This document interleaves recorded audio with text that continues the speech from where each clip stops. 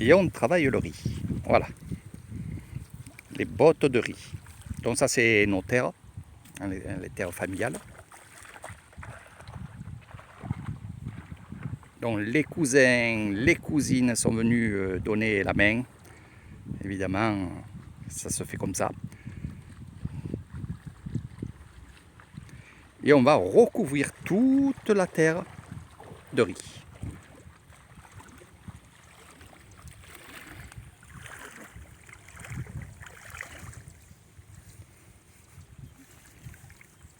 Sapa. Tiens.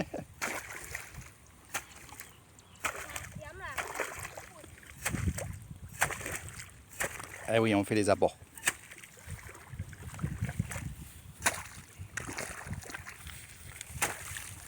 Donc c'est ma belle-sœur que vous voyez là, la sœur à Pipim.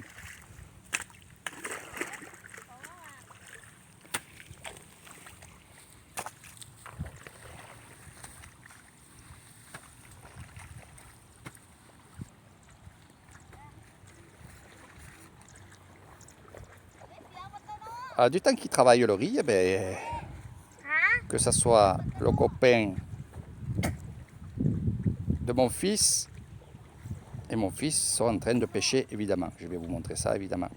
Donc, vers de terre, canne à pêche en bois, du fil, un hameçon, et ils vont aller placer les cannes au bord du lac.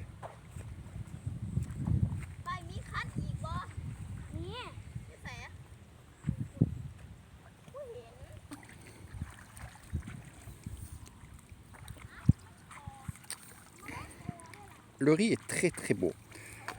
Donc regardez bien, on plante le riz incliné. On ne plante pas le riz droit. Je vous avais expliqué aussi pour quelle raison. C'est que déjà, pour le planter, c'est plus facile de le planter incliné. Regardez, un gros plan. Que si on le planterait droit. Alors, un riz, c'est-à-dire une plantation, va faire plusieurs pieds de riz. Ça va se multiplier et ça va devenir, il y aura plus de jours, ça sera vraiment intense. Alors, c'est vrai que on a pris un peu de retard, c'est pour ça qu'on le fait à la main. On plante à la main. Beaucoup le font comme ça parce qu'il y a eu des grosses pluies dans la nuit. Donc on ne pouvait pas semer avec le riz. Donc qu'est-ce qu'on va faire? On va acheter des bottes de riz et on va carrément les planter. Et pour moi, et eux ils le disent aussi, hein, c'est pas comme moi, mais pour moi, c'est bon. C'est du très bon. Parce que il peut s'écarter le riz, parce qu'il a de l'espace. Il peut évoluer et franchement c'est super. Donc là, on ne va pas en planter ici. On va en planter après, une fois qu'il y aura de l'eau. Parce que si on planterait ici, comme il n'y a pas d'eau, il ne poussera pas.